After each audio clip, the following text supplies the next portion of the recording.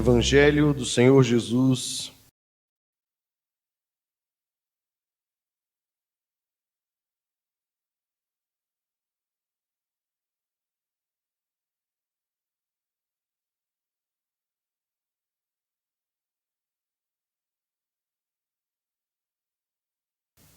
segundo o registro de Lucas, capítulo 2, a partir do verso 8, meus irmãos.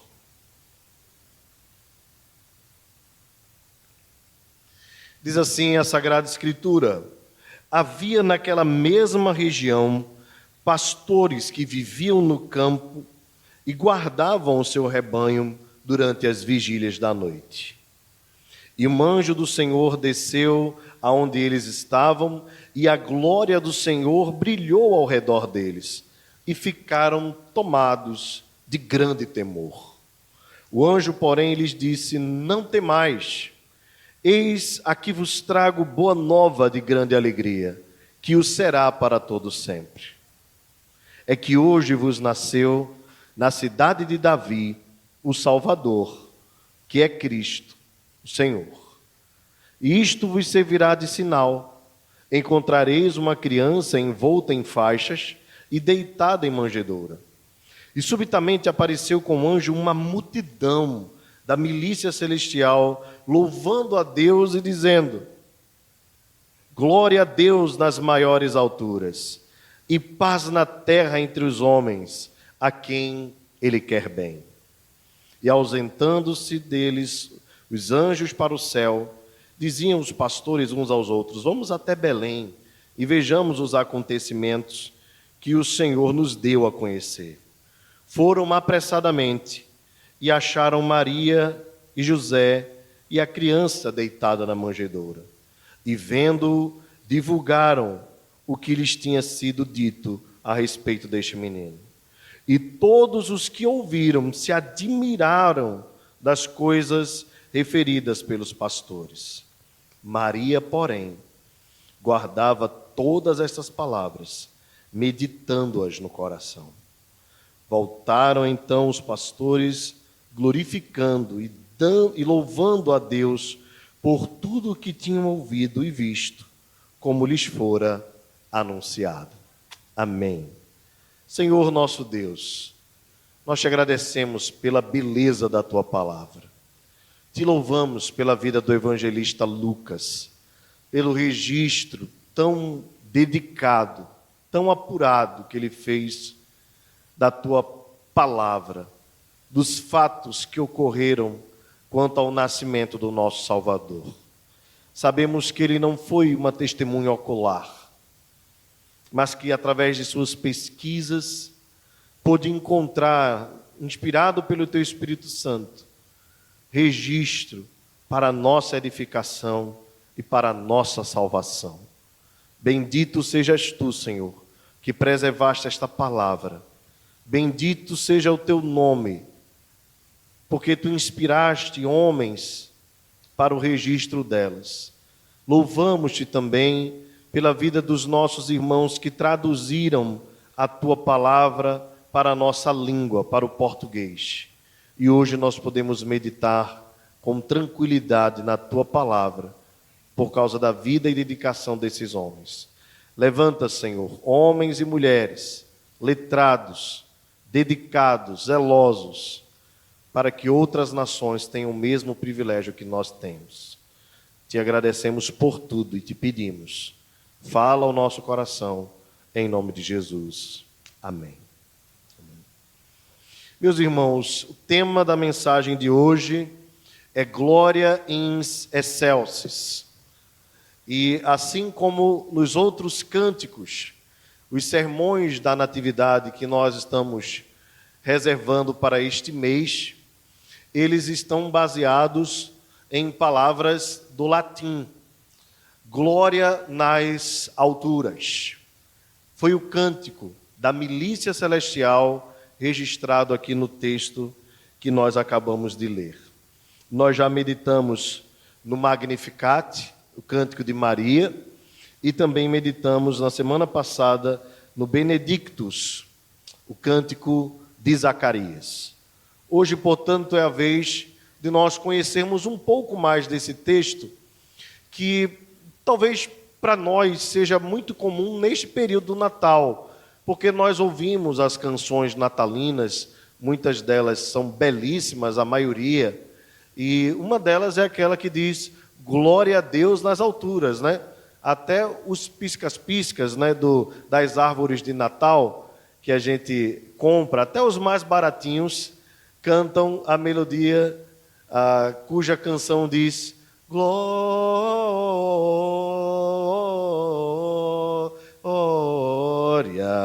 Cante comigo. Glória a Deus nas alturas. Muito bem. Vejam como vocês estão afinados, né? E é essa glória nas alturas que nós vamos proclamar nesta noite também, junto com os anjos que proclamaram uma milícia celestial há cerca de 2000 anos. Meus amados e queridos irmãos, o nascimento de Jesus já havia acontecido. Se você observar o capítulo 2, no início do texto, a Bíblia diz que no período em que César Augusto publicou um decreto, obrigando, ou convocando toda a população a passar pelo censo, um recenseamento, todos foram ou deveriam voltar para a sua própria cidade, a cidade natal. José, então, saiu da Galileia, especialmente de Nazaré, a cidade onde ele morava, e foi para a Judeia, para a cidade de Davi, também conhecida como Belém, a famosa cidade de Belém. Ele era, portanto, um descendente real, ele tinha o privilégio de ser da descendência do rei Davi. Deveria, então, como homem da casa, alistar-se e cumprir o recenseamento. Quando, então, completou os dias, o texto nos diz que Maria deu à luz um menino, primogênito. Aqui um detalhe importante, né? Porque Lucas faz questão de registrar o fato de que Jesus não foi o único filho de Maria, que Maria deu à luz outros filhos. Jesus, então, fora o primogênito, foi o primogênito. Enfaixou o menino e colocou numa manjedoura. Aqui, um outro detalhe que pela manhã nós comentamos durante a exposição do Catecismo de Heidelberg. O nosso Senhor, sendo rico, se fez pobre, para que pudesse, então, na sua humilhação, cumprir totalmente o plano de Deus, em obediência, para que, sendo fiel na sua humilhação, desde o nascimento até a morte de cruz, fosse por Deus exaltado sobremaneira, que lhe fosse dado um nome sobre todo nome, para que ao nome de Jesus todo joelho se dobre nos céus e na terra e até debaixo da terra, e toda língua confesse que Ele é o Senhor, para a glória de Deus Pai. Portanto, na sua humilhação, Ele nasceu num simples lugar, numa manjedoura. Possivelmente, naquele momento, muitas pessoas afluíam para Belém, e não havia, como o próprio texto diz, lugar na hospedaria, um lugar adequado para que Maria e José pudessem repousar. E aqui nós ficamos a imaginar, irmãos, o próprio Deus não tendo um lugar para ficar. Isso mostra o tamanho da sua humilhação, da sua humildade no seu nascimento. Bem, ainda hoje, fazendo uma aplicação, embora não seja esse o texto específico da nossa meditação, ainda hoje, 2000 anos depois, em alguns corações, ainda não há lugar para o nosso Salvador. É lamentável que neste período as pessoas se importem com tantas coisas fúteis e banais, e até mesmo programem para este período bebedices, e a dedicação até a gula mesmo, porque às vezes as pessoas comem tanto neste período que chegam a passar mal. É algo que nos impressiona. Algumas pessoas pensam que neste período obrigatoriamente precisam estar com uma roupa nova e que a casa precisa ter um peru ou aquele pequenininho Chester, né? Ou até mesmo o outro, tender. Como é o nome do outro? Tender. Que é pernil, né? Que é o pernil defumado. E um galeto não serve, né? Tem que ser um negócio. Bem, nada contra, viu, irmãos? Podem caprichar e me convidem. Mas nós não podemos colocar o coração nessas coisas, de sorte que nós não percebamos o sentido mais profundo da coisa. É que em muitas casas, embora as pessoas estejam com as roupas novas, ouvindo Simone, né, dizendo então é Natal e o que você fez, com a mesa farta de comida e a família reunida, em muitas dessas casas, Jesus também não encontrou hospedaria.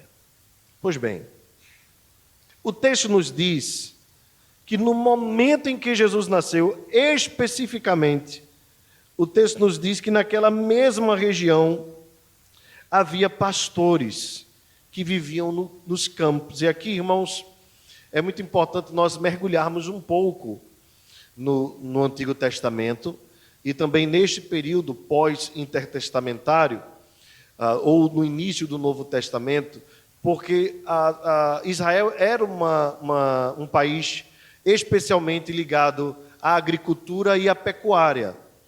E havia um trabalho que era muito difícil, muito duro, que era o trabalho de pastorear o rebanho, as ovelhas, para que delas pudessem não apenas comer a carne, né, mas também aumentar o rebanho, e também a lã e o couro, né, tudo da ovelha era usado. Mas os irmãos sabem bem que aquela região de Israel não era uma região fácil, como até hoje não é. Por ser muito árida, com pouco alimento, às vezes era necessário que os pastores passassem um longo tempo fora de casa.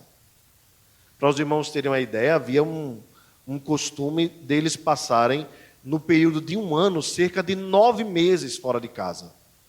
Então você imagina aí que é um tempo muito longo. Tanto que no caminho, para proteger as ovelhas, tanto dos ladrões quanto dos lobos, eles faziam os famosos apriscos, né? Era um cercado de pedras com espinhos por cima, onde só havia um local para a entrada e saída. E geralmente durante as vigílias da noite, o pastor deitava-se ali a fim de proteger o seu rebanho. Muitas vezes munido de um armamento simples, que era uma funda, semelhante àquela que Davi usou, né, para jogar a pedra no gigante Golias. E falando nele, Davi talvez seja a figura que nós vejamos logo de cara quando nós pensamos num pastor, né? Se os irmãos lembram bem, quando o profeta Samuel chegou à casa de Jessé para ungir um novo rei para Israel, Davi não foi apresentado pelo seu pai. Por quê? Porque os pastores, ou o trabalho do pastoreio, era dado aos mais novos ou aos mais insignificantes da família.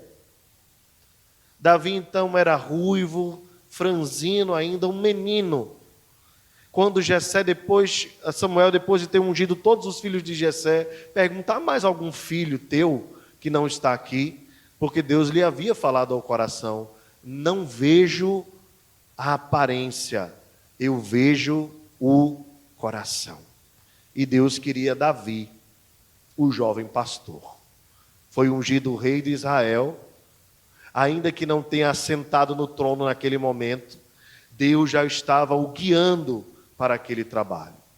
Bem, Davi, num momento, os irmãos devem lembrar, em que um gigante Golias, filisteu, assolava Israel com ameaças e com provocações, não apenas a Israel, mas ao próprio Deus de Israel, Davi se apresenta dizendo: meu Senhor, eu sei lutar, eu vivo no meio do mundo, eu já matei um leão, E assim as suas experiências contaram. E naquele momento, como os irmãos bem sabem, ele não quis vestir a armadura de Saul, ele foi na força do Senhor e derrubou o gigante Golias. É esse Davi, irmãos, que nos traz uma figura maravilhosa sobre os pastores. Na verdade, sobre o pastor, o supremo das ovelhas. É esse Davi, então, que diz: o Senhor é o meu pastor, nada me faltará. Ele me conduz a pastos verdejantes. E quando Davi fala isso, ele está nos lembrando que Deus, a despeito do terreno árido da vida, procura sempre nos suprir com aquilo que de fato nos alimenta. As ovelhas também têm uma característica interessante, porque elas, embora algumas sejam até grandinhas, né? Você sabe que muito mais daquilo tem a ver com a sua pelugem, né? Porque algumas são até magrinhas, quando você pega nela. E elas, por conta dos pelos que muitas vezes tomam a frente do rosto, elas se tornam presas muito fáceis dos lobos. E mais, por qualquer coisa, as ovelhas podem cair em caminhos pedregosos mesmo, né? Ou em caminhos fragosos, né? Como aqui, aproveitando aqui o nosso bairro. Elas podem cair, e mais, às vezes quando iam beber água, os pastores precisavam escolher as águas que elas iam beber, porque se fossem águas turbulentas, elas podiam cair, até mesmo se afogar. Por isso o texto diz: ele me leva para as águas tranquilas, ou algumas versões, as águas de descanso, e refrigera a alma, guia-me pelas veredas da justiça, por amor do seu nome. Essa figura do pastor, belíssima, ela foi se deteriorando com o tempo. Quando nós vamos lá para o livro do profeta Jeremias, nós vemos Deus chamando a atenção de pastores, como pastores que a si mesmos se apacentavam, e não apacentavam as ovelhas. Usando uma figura para criticar tanto os profetas quanto o sacerdócio, mas tinha a ver também com o que acontecia com os pastores de profissão, os que cuidavam das ovelhas, dos animais mesmos. Alguns deles, por conta do longo tempo passado fora, adquiriam vícios e malícias. Como aqueles... hoje talvez a gente nem tenha mais, né? Mas antigamente existiam os caixeiros viajantes, né? Os irmãos talvez mais velhos devem lembrar.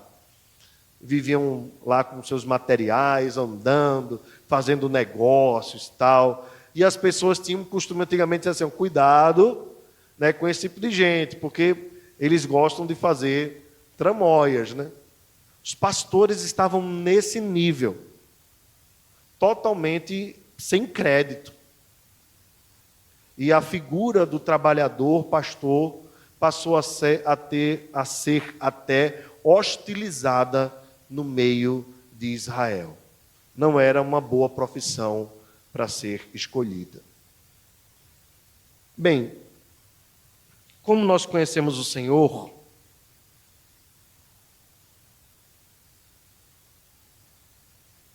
e sabemos que os seus caminhos não são os nossos caminhos, e que os seus pensamentos não são os nossos pensamentos, a narrativa de Lucas nos surpreende, dizendo que, no momento em que Jesus nasceu, naquela mesma região, pastores que viviam no campo e que estavam cuidando dos seus rebanhos durante a vigília da noite, a estes homens apareceu um anjo do Senhor.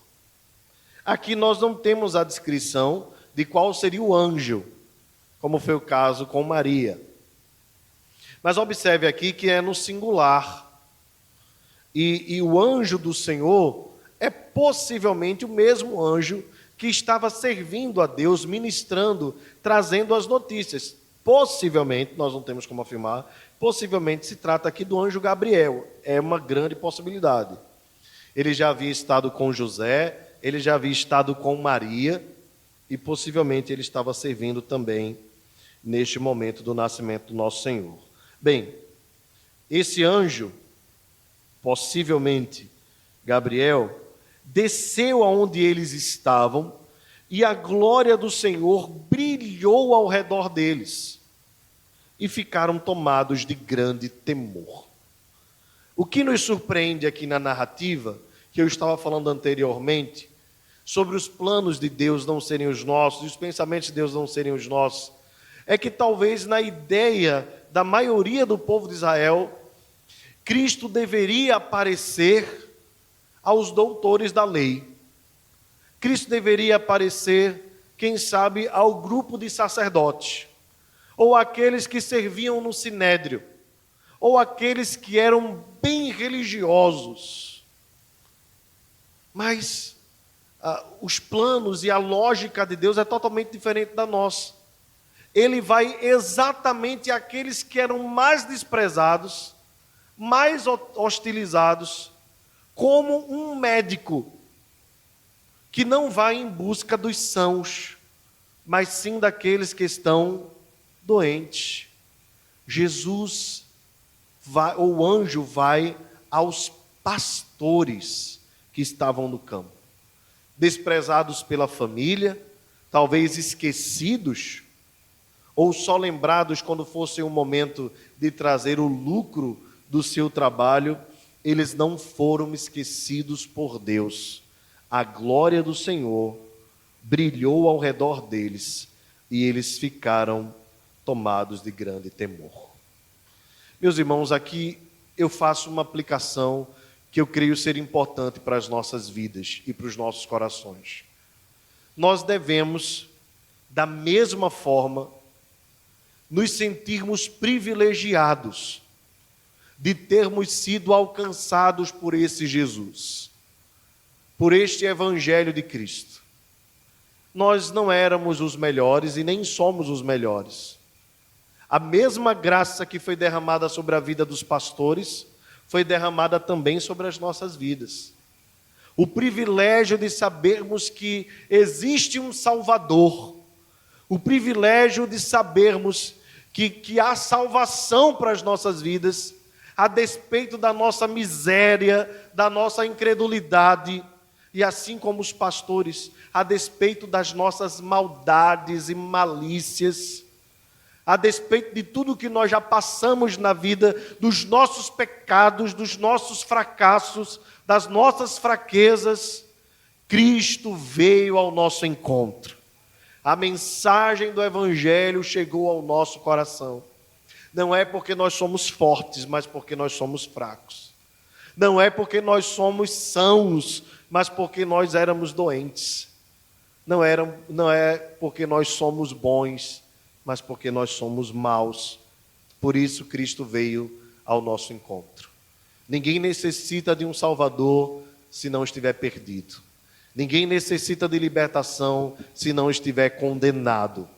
Ninguém necessita de ter paz com Deus se não estiver com guerra. E a despeito da nossa miséria, e até mesmo dos preconceitos que haviam contra a nossa vida, porque muitos de nós aqui outrora fomos apontados como aqueles que não tinham jeito. Muitos de nós aqui fomos desprezados. E muitos de nós ainda somos desprezados. Aqui um detalhe importante. Muitos de nós ainda passamos por perseguições e humilhações, porque não somos da conformidade deste mundo, mas Cristo veio ao nosso encontro, nos amou, nos salvou e nos redimiu. Bendito seja o seu nome. Meus irmãos, o texto continua. O anjo disse a eles: não temais. Aqui é um outro ponto importante, né? Interessante porque foi a mesma palavra que ele disse para José: não temas receber Maria como tua esposa. A mesma palavra que foi dita a Maria foi dita também aos pastores. Eu falei na semana passada e relembro aos irmãos: havia 400 anos que Deus não se manifestava a Israel. Desde Malaquias, o último dos profetas da antiga aliança, ou os profetas que escreveram, 400 anos Deus ficou em silêncio com o seu povo. E agora, como diz o apóstolo Paulo, na plenitude dos tempos, Deus manifestou sua graça através do seu Filho. Os anjos, então, foram os emissários de Deus, os ministros de Deus, os servos de Deus e do seu povo, para anunciar isto que está acontecendo. É uma boa notícia de grande alegria.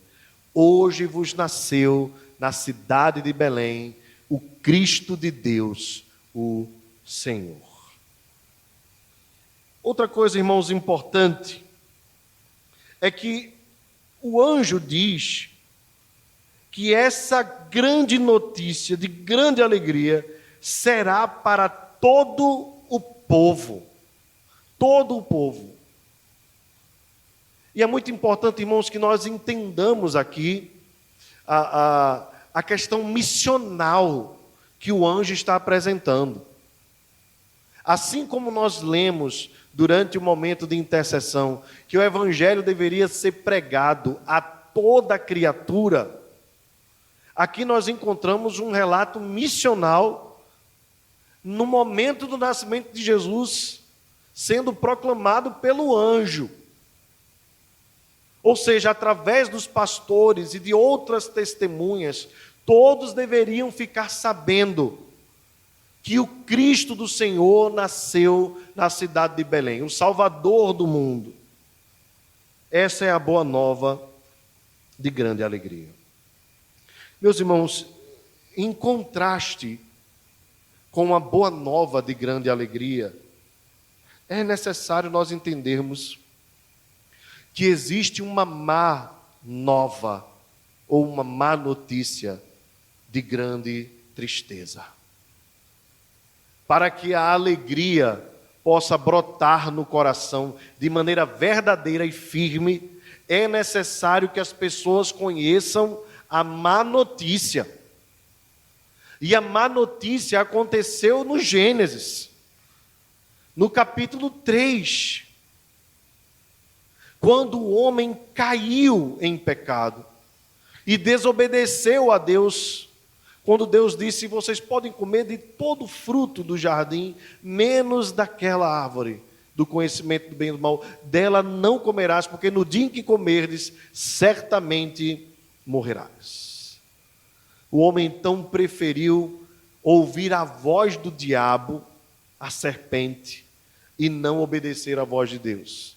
E a má notícia chegou ao coração de Adão e de Eva, e se espalhou como uma semente maldita no coração dos seus filhos, de tal sorte que todos nós nascemos em pecado e em pecado fomos concebidos.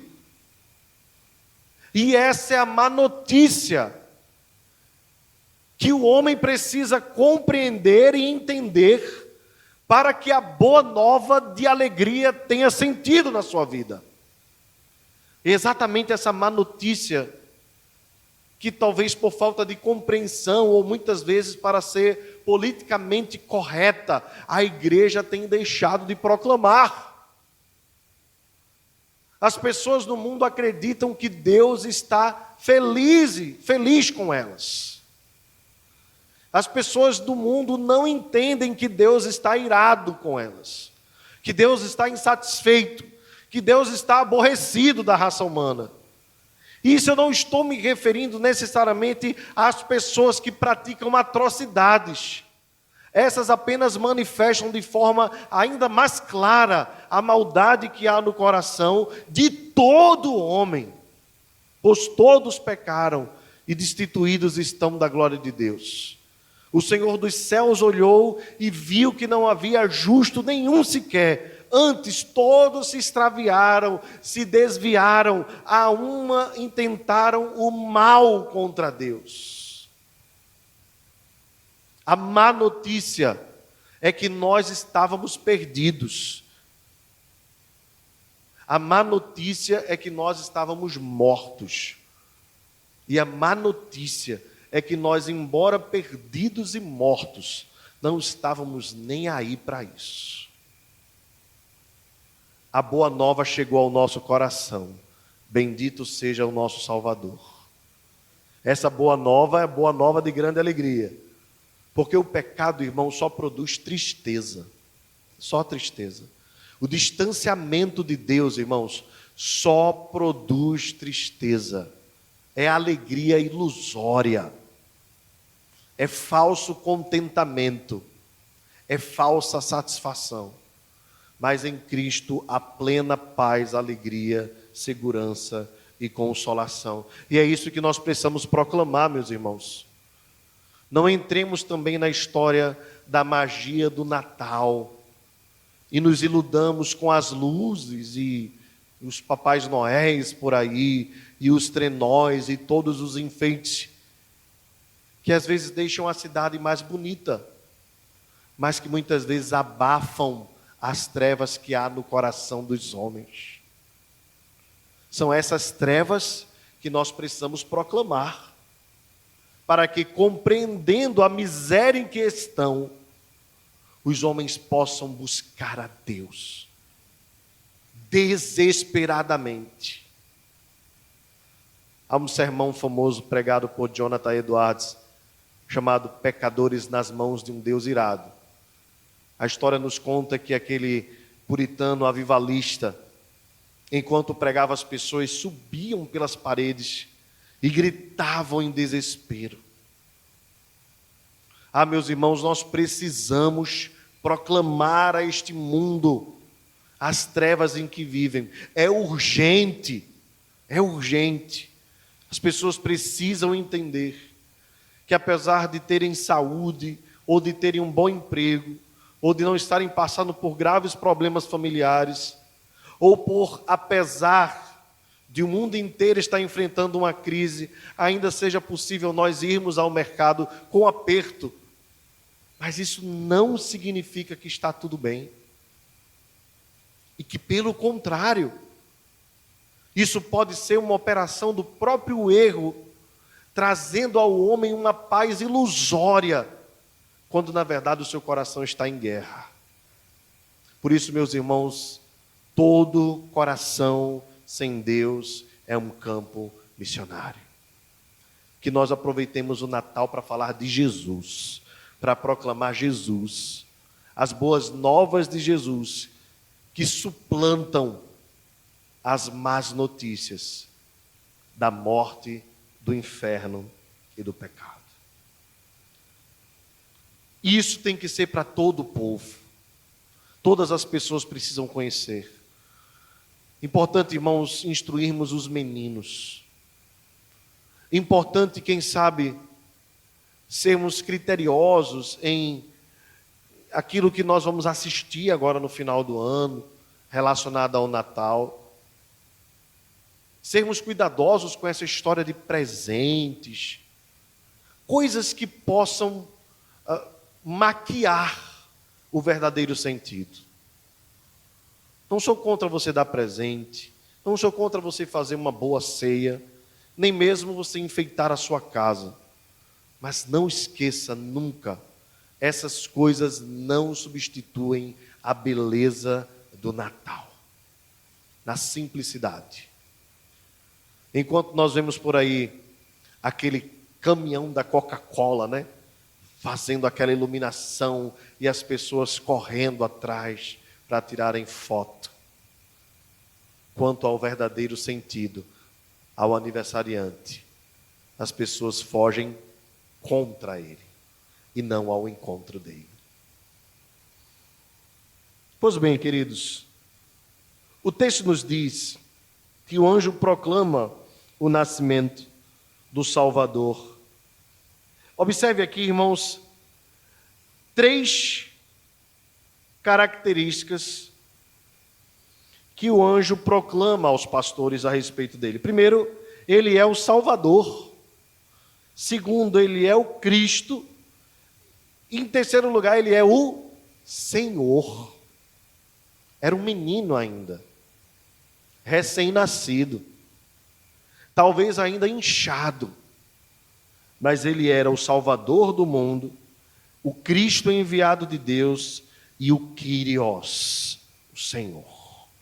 Essa palavra aqui é muito importante, todas elas, cada uma delas daria um sermão.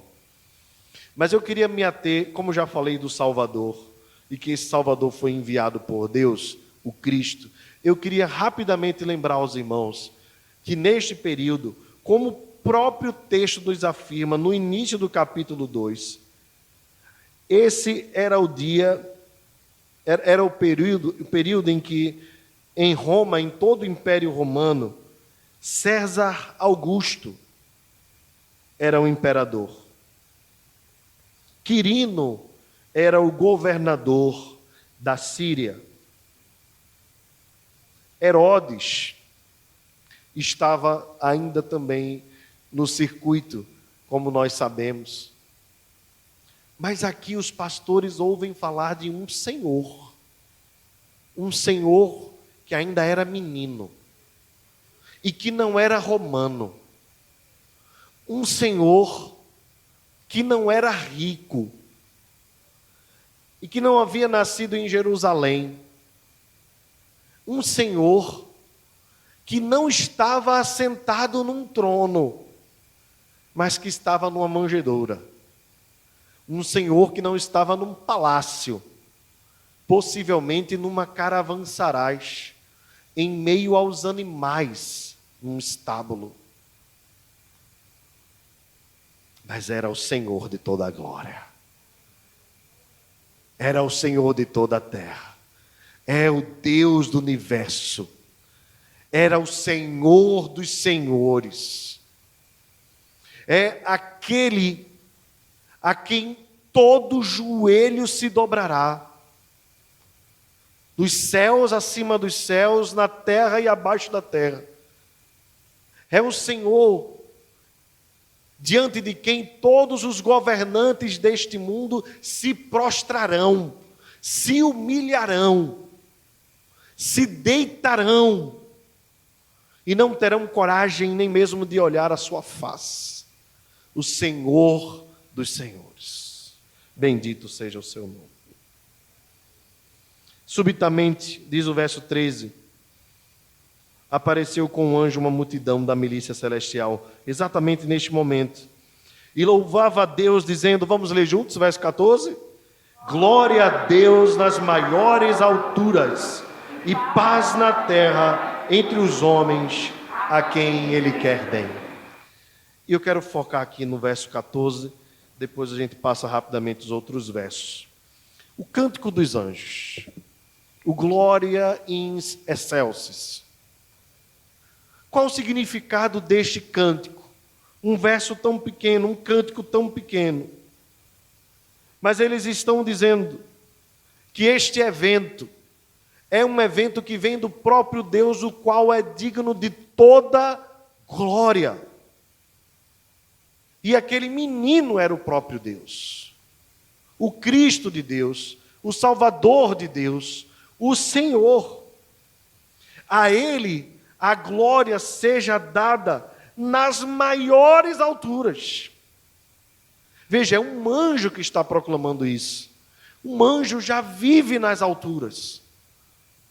O que o anjo está proclamando é: se houver ainda um lugar mais alto do que o lugar em que eu habito, quanto mais alto for, mais alta é a glória desse Deus que visitou Israel, seu povo. Meus irmãos, a glória de Deus não tem fim. Ele é totalmente glorioso, totalmente majestoso, totalmente admirável, totalmente desejável. Ele é o pleno, o perfeito, o magnífico, o supremo, o excelso, o que está assentado nas maiores alturas. Mas ao mesmo tempo, Ele é aquele que está entre os homens, a quem Ele quer bem. E aqui nós estamos falando de dois termos que os teólogos definem muito bem e que nós estudamos na nossa escola bíblica dominical, na sala de verdades essenciais da fé cristã 1. Nós estamos falando aqui de transcendência e imanência. Deus está acima de todos, mas Deus está com todos nós. É Deus presente. E Ele é presente entre os homens para promover paz. E aqui eu queria que você guardasse bem essa palavra, paz. Porque a Bíblia nos diz lá em Romanos capítulo 1, que justificados, pois, mediante a fé, temos paz com Deus. Isso nos leva ao Gênesis novamente, ao princípio de todas as coisas. Porque, como os irmãos bem sabem, quando o homem pecou contra Deus, Deus não os conduziu amorosamente para fora do jardim. O que é que Deus fez com o homem e com a mulher? Os expulsou. E não apenas expulsou, mas colocou anjos ao redor para proteger aquele lugar, para que os homens, Adão e Eva, não voltassem para o jardim. Deus então está deixando muito claro que a partir do momento em que o homem pecou, iniciou-se uma guerra. E essa guerra tinha muito mais a ver conosco do que com Deus. Entenda o que eu estou falando. Deus poderia ter fulminado toda a raça humana ali, desistido e pronto. Mas Deus diz: porém inimizade, falando à serpente, entre ti e a mulher, entre a tua descendência e o seu descendente. Este te ferirá a cabeça, e tu lhe ferirás o calcanhar. Gênesis 3,15, o proto-evangelho. O que é que Deus está anunciando? É que, a despeito do que o homem havia feito, da semente ou do ventre da mulher, Maria, Deus enviaria aquele que iria esmagar a cabeça da serpente. E a palavra de Deus diz que ele veio para destruir as obras do diabo. E qual é, irmãos, a principal obra do diabo? É fazer com que o homem permaneça na desgraça do pecado, em guerra para com Deus, em hostilidade para com Deus. Por isso que quando Cristo foi levantado, Ele foi levantado para cura. Assim como a serpente foi levantada no deserto, e todo aquele que olhava para a serpente de bronze era curada, Cristo foi levantado para curar todo aquele que crer nele. Em outras palavras, Cristo veio para fazer paz entre o homem e Deus. E só por meio dele nós podemos ter a paz, a cura para a nossa inimizade para com Deus, a libertação do nosso ódio para com Deus. Essa paz, irmãos, não tem a ver com uma sensação boa diante das circunstâncias que nós vivemos, não. Essa é uma paz no coração de todo aquele que crê em Jesus. Cessa a guerra e reina a paz. Cessa o afastamento e reina a aproximação. Cessa a filiação que nós tínhamos da ira e inicia-se a filiação que nós temos com Deus, filhos da adoção por meio de Jesus Cristo. Todo aquele que nele crê tem paz. Essa paz, irmãos, é aos homens a quem ele quer bem. Não é uma paz a todos os homens, mas àqueles a quem ele quer bem. Há aqui, irmãos, uma ação ativa de Deus em manifestar esta paz ao coração daqueles a quem ele de antemão escolheu para serem seus filhos. É a quem ele quer bem. Nós não sabemos quem somos estes, sabemos de nós mesmos. Por isso devemos anunciar o evangelho a toda criatura, porque é uma boa notícia para todo o povo. Mas essa paz só habita no coração daqueles a quem Deus de antemão predestinou, justificou e glorificou. Que nós sejamos gratos, irmãos, por termos sido eleitos por Deus antes da fundação dos tempos, para vivermos em paz. Até quem não crê na eleição foi eleito. Porque Deus é gracioso. Deus é gracioso. Essa eleição não foi aos homens de boa vontade. Já viu como às vezes se muda, né? Paz na terra aos homens de boa vontade. Quem são os homens de boa vontade? Se Deus viu do céu, não havia justo nenhum sequer. Os pastores eram os homens de boa vontade? Não, irmãos. O homem natural está morto para Deus. Ele não tem vontade boa nenhuma. Pelo contrário, a sua vontade, o seu desejo é do pecado, do mal, da morte e da destruição. Graças a Deus, que nos escolheu antes da fundação dos tempos, que nos chamou por uma graça irresistível, que nos chamou numa vocação eficaz, de tal sorte que nós, embora mortos, ou apesar da morte, fomos ressuscitados em Cristo para vivermos para Deus. O Natal é para nós, a quem Ele quer bem. O texto continua e eu vou encerrando. Os anjos se ausentaram, se comprometeram em ir até Belém, sabiam que os acontecimentos não eram naturais, eram extraordinários. Foi o próprio Senhor que deu a conhecer a eles, diz o verso 15. Se apressaram, acharam então Maria, José e a criança deitada na manjedoura. Vocês devem imaginar a cena, como foi singela.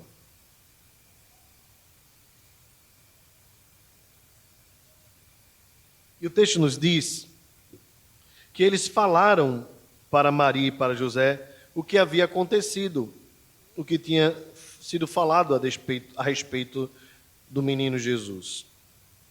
Então eles se admiraram, José e Maria. Maria, entretanto, guardava as palavras no coração. É interessante, né, irmãos? A sensibilidade de Maria, ela era mais aguçada do que a de José. Talvez José estivesse, quem sabe, mais preocupado em proteger Maria. Era uma situação muito delicada, os irmãos sabem bem. Eles não haviam ainda casado, né? Estava Maria ainda prometida quando ela engravidou do Espírito Santo. Então, certamente, José tinha muitas preocupações, como é normal a preocupação dos homens, né? Suprir, proteger, guardar. Bem, nós não temos muitos relatos sobre José e como ele sentia, mas sobre Maria nós temos. Ela guardava todas as coisas no coração. Vocês lembram que lá, quando Jesus, menino, aos 12 anos, foi ao templo e se perdeu, né, no meio da caravana, eles voltam para buscar e Jesus diz, vocês não sabiam que eu estava na casa do meu pai? O texto diz que Maria, no coração, se entristeceu com aquela palavra, porque ela sabia que estava próximo o momento. Então, os evangelistas são muito cuidadosos em registrar a forma como Maria se sentia. E ao contrário do que pensam os romanos, nós não temos, nós não aborrecemos Maria. Pelo contrário, nós amamos Maria. Maria foi uma mulher favorecida por Deus, agraciada por Deus. Nós temos um profundo respeito por Maria. Nós não atribuímos a ela aquilo que a Bíblia não atribui. Simplesmente isso. Mas que de fato Maria era uma mulher especial, nós não temos dúvida. Bem-aventurada foi a mulher Maria. Ela guardava, meditando. Você imagina então Maria tentando juntar as peças, irmãos. Eu acho que era assim na cabeça dela. Cada evento, o anjo falou, aí vem Isabel, aí os bebês cheios do Espírito Santo dentro do ventre, aí ela volta quando Isabel dá à luz o menino, e aí tem um recenseamento, eles precisam ir rápido, e não tem lugar. E aí aparecem os anjos, aparecem os pastores, tal, e contam toda a história. Então as coisas estavam, o quebra-cabeça que para nós já está montado, né? Na cabeça de Maria estava montando, e ela estava vivendo em loco. Não era nada virtual, né? E não era nada com o outro. Os meninos estavam me contando aí do metaverso, né? Metaverso? Negócio aí que vai rolar aí no futuro, vai botar um óculos para viver numa dimensão virtual, tal. Um negócio doideira aí. Se você não entendeu, não se preocupe, eu também não entendi nada. Mas é realidade virtual, né? É isso que se chama? Me ajudem aí. Realidade virtual. Como é que pode ser realidade virtual, né? E a gente vai tentando explicar com o tempo. A gente acabou de sair do SMS agora. Está entrando no Zap Zap, né? Bem, mas quando você abre o seu WhatsApp, você vê lá Meta embaixo, né? No Instagram, Meta, um projeto aí da vivência dessa realidade virtual, tal. E dizem até que você vai estar lá fazendo exercício sem fazer. Aí eu até gostei dessa parte, né? Eu só não gostei da parte que você vai comer sem comer. Aí o negócio fica meio estranho. Se a gente puder escolher esse negócio, é bom, né? Bem, mas Maria não teve escolha, irmãos. Ela teve que viver a vida real. E ter na sua própria vida, na sua própria casa, nos seus próprios braços, a expectativa de tudo aquilo que os profetas proclamaram em toda a Escritura. Ela estava vivendo a realidade ali, meditando em cada coisa. O texto então nos diz que os pastores voltaram glorificando e louvando a Deus por tudo que tinham ouvido e visto, como lhes fora anunciado. E aqui eu encerro, irmãos, dizendo o seguinte: a aparição do anjo aos pastores, anunciando o nascimento do nosso Salvador, é, na verdade, uma proclamação da graça. Uma proclamação de que Deus não faz distinção e nem acepção de pessoas. E Deus encontrou no coração daqueles homens discriminados, desprezados, a quem se atribuía muita malícia, Deus encontrou naqueles corações, ou Deus promoveu naqueles corações, gente que o adoraria e que o louvaria. Se por muitos aqueles homens eram desprezíveis, eles foram alvos da graça do Deus que não faz acepção de pessoas. Que nós proclamemos o Natal a nós mesmos, ao nosso próprio coração, e que nós proclamemos o Natal a toda a Escritura. O Cristo nasceu, o Salvador nasceu, o Senhor nasceu, e todo aquele que nele crê tem a vida eterna. A despeito da sua fragilidade como um bebê, ele sempre foi e sempre será o Rei dos Reis e o Senhor dos Senhores. E nós almejamos o seu retorno, que ele venha nos buscar, para pôr fim a toda esta era amaldiçoada pelo pecado. E cremos que estaremos com ele, para assim como os pastores, darmos a Deus glória e louvor por tudo que nós temos visto e ouvido.